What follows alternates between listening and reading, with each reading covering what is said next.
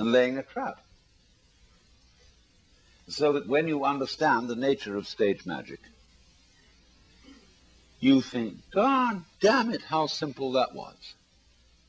Why didn't I see? Why was I such a fool as I overlooked this idiotically simple trick? And the best tricks are the simplest and don't involve complicated apparatus at all. The best stage magicians are the ones who will stand in the middle of a crowd of people, you know, with no stage hocus pocus or wires or trapdoors or anything like that. And right under your nose will use a pack of cards or a few coins to do things that flabbergast people totally. But all those things are extremely simple, once you know. And so that's very much like being enlightened, having Satori. When you get it, you think, oh, for heaven's sakes, why didn't I see that? I mean, how obvious.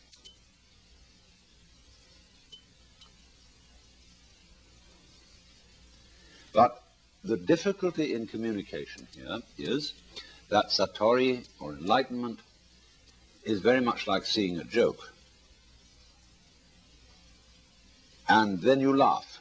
You laugh genuinely from here. But if somebody explains it to you, you don't get the same laugh as if you saw it right off. You get a throat laugh instead of a belly laugh. So that's why people are reluctant to explain too much about it, and rather use the method whereby you will see it for yourself and then laugh, or what is the cosmic equivalent.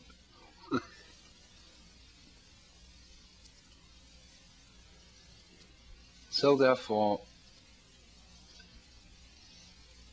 we are, most of us, in a state of hypnosis, induced by the incantation of language, the enchantment, the spellbinding. And when one speaks of awakening, as, say, in Buddhism, one speaks of the Buddha as the awakened one, it means, therefore, dehypnotization, coming to your senses. But, of course, to do that, you have to go out of your mind.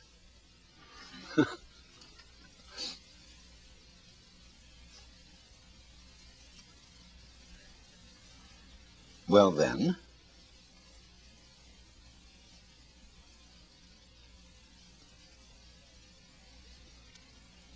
what that involves, among other things,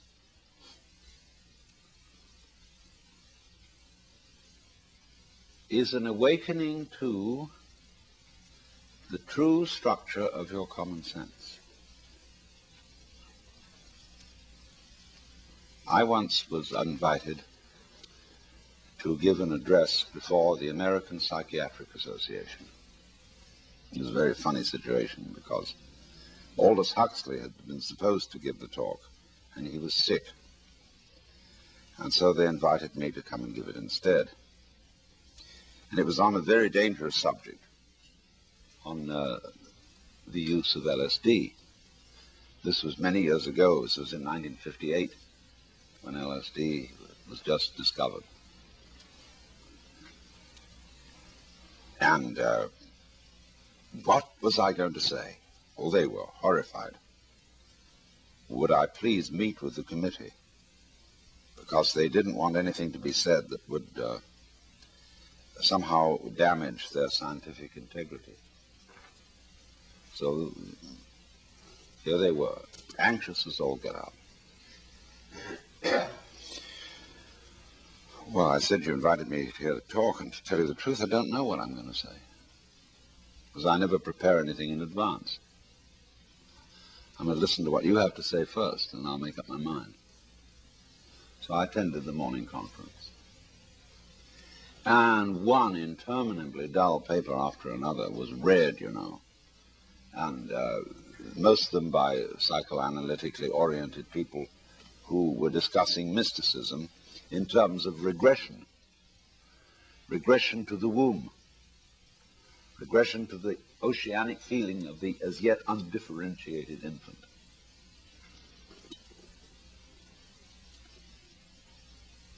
So the papers went on, and it was time for lunch. And everybody was hungry and bored.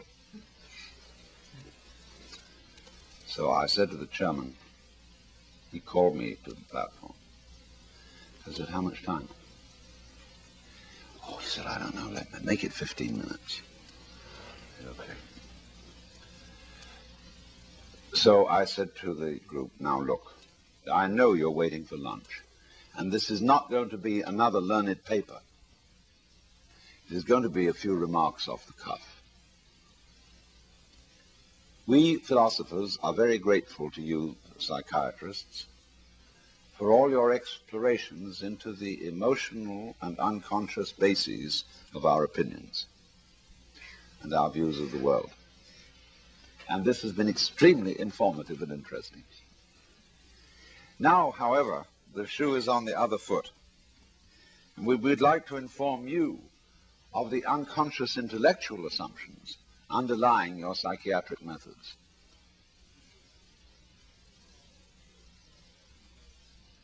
You are all, whether you know it or not, products of the world view of the 19th century. And your ideas of the functioning of the nervous system and of psychoanalytic process are based on Newtonian mechanics. Psychoanalysis is in effect psychohydraulics, because you talk about damming up things, you talk about repression, you talk about the flow of what do you call it? Free association. And you talk about unconscious mental mechanisms. So it is clear that you are still in a Newtonian psyche, and you haven't yet graduated to a quantum psyche. And so, because of this, you have a theory which amounts to high dogma that the unconscious is stupid. And you call it libido, which is a cuss word. Libidinous. It means blind lust. And Freud used that word in parallel with Ernst Haeckel, who was a contemporary biologist, who thought that the energy of the universe was blind energy, despite the fact we have eyes. So they all had a reductionist view that human life was a complication of a force that was basically stupid, ignorant, unconscious, and immoral. Well, they said, we can't be like the Christians and attempt to beat this force into submission because it's too powerful for us. But we've got a new wrinkle. What we're going to do is we're going to do it like we train a horse. Instead of whipping it, you give it lumps of sugar. And you, well, watch out, though. You see, Freud was scared stiff of the unconscious. He was a good bourgeois, Jewish, Viennese, well-behaved person. Once upon a time, Freud and Jung went together to New York. And Jung was delighted to walk down Fifth Avenue and see so many beautiful women. And he turned to Freud and said, my goodness, how many beautiful women there are here. Why don't we somehow arrange and make a date for tonight? And Freud drew himself up and said, you forget, Herr Doctor, I'm a married man.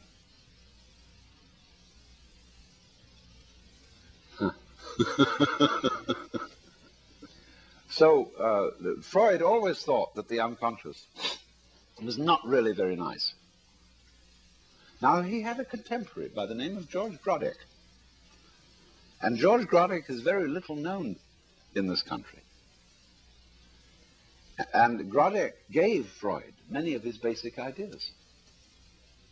He used slightly differently, where